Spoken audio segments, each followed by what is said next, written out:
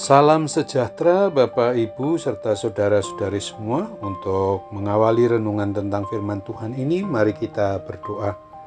Tuhan Allah Bapa di surga yang melampaui segala akal, hati, dan pikiran kami umat manusia, berfirmanlah kepada kami sebab kami bersedia untuk mendengar, dan atas pertolongan Roh Kudus mampukan kami untuk boleh melakukan firman-Mu itu dalam hidup sehari-hari. Di dalam nama Tuhan Yesus kami berdoa. Amin.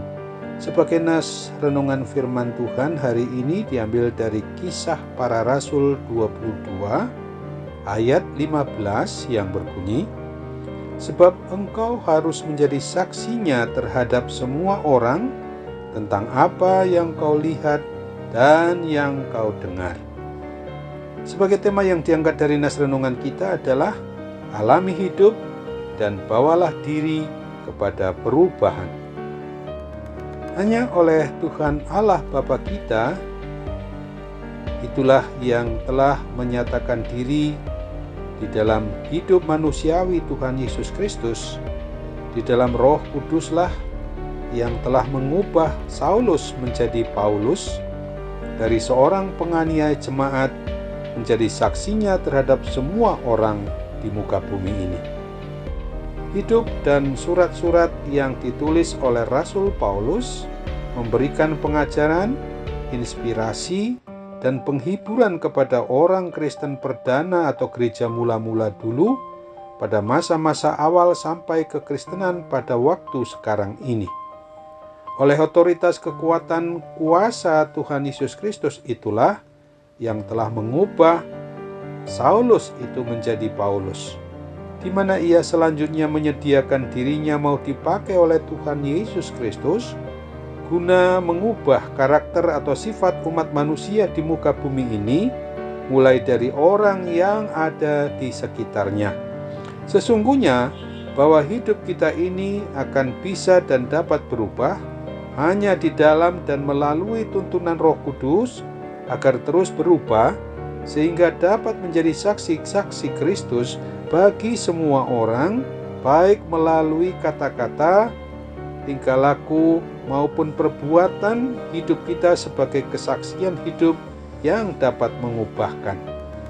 Apabila kita pertanyakan bagaimana caranya agar kita bisa dan dapat mengalami perubahan, maka jawabnya pertama, mari kita sadari betul bahwa diri kita ini sendiri juga sudah rusak dan membutuhkan perubahan. Semua perubahan bermula dari titik di mana kita menyadari ketidakberdayaan, keberdosaan, kelemahan, bahkan kerusakan diri kita akibat dosa, dan sebagai sang pemilik atas diri kita, Dia menghendaki bahwa dengan pemeliharaannya kita dapat berubah.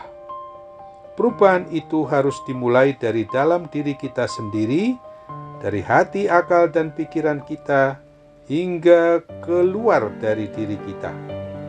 Seorang pakar ilmu jiwa pernah berpendapat begini, semakin kita tidak bisa melihat bahwa diri kita sendiri rusak, maka semakin berat kerusakan kita itu.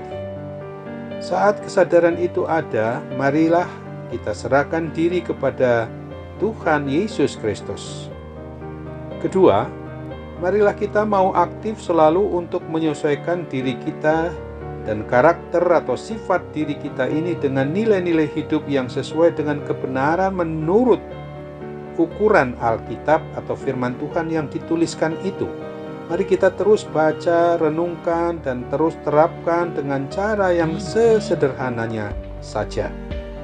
Dengan menggunakan cara latihan yang sedemikian itu, maka akan membantu kita dapat mengalami perubahan.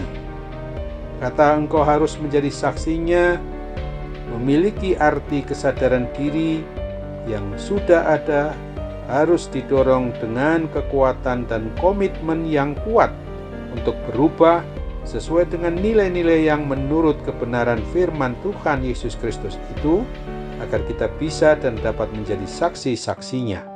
Pemahaman ini harus menjadi kerinduan orang yang beriman percaya kepada Kristus untuk mewujudkannya. Inilah tujuan hidup yang sesungguhnya yaitu hidup yang sesuai dengan rencana dan kehendak Tuhan Allah Bapa kita. Bagaimana kita harus menjadi alat atau sarana Tuhan yang dapat mengubahkan? Pertama, kita harus memaksimalkan penggunaan talenta dan karunia yang Tuhan Yesus sudah titipkan di dalam hidup kita umat miliknya ini. Semua talenta yang diberikan oleh Tuhan Yesus bukan untuk diri kita sendiri, melainkan untuk menjadi alat bagi kemuliaan nama Tuhan Yesus. Kedua, berilah motivasi dan ajak semua orang yang diharapkan bisa menjadi tim kecil untuk bersama-sama membuat suatu perubahan. Rasul Paulus diubahkan oleh Tuhan Yesus Kristus. Ia memaksimalkan talenta dan karunia yang ada padanya dan kemudian selalu membangun tim untuk bersama-sama membuat perubahan. Ketiga, buatlah sasaran perubahan.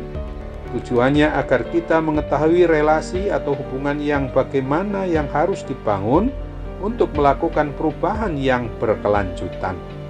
Kiranya Roh Kudus menolong kita untuk bisa mengalami perubahan di dalam iman percaya kita kepada Tuhan Yesus Kristus dan menjadi sarana atau alatnya yang membawa perubahan agar kita semua bisa dan dapat terus menjadi saksi-saksi Kristus di tengah kehidupan kita di muka bumi ini. Amin. Mari kita kembali berdoa. Terima kasih Tuhan Yesus, karena firman-Mu sudah mengingatkan kami kembali bahwa hidup kami ini harus senantiasa mengalami hidup dan membawa diri kami kepada perubahan, terutama dari kuasa dosa untuk dikuasai sepenuhnya oleh Roh Kudus. Sambutlah doa kami, harapan kami ini dengan penuh iman kepadamu. Kami mau berdoa dan bersyukur dengan sepenuh hati kami. Amin.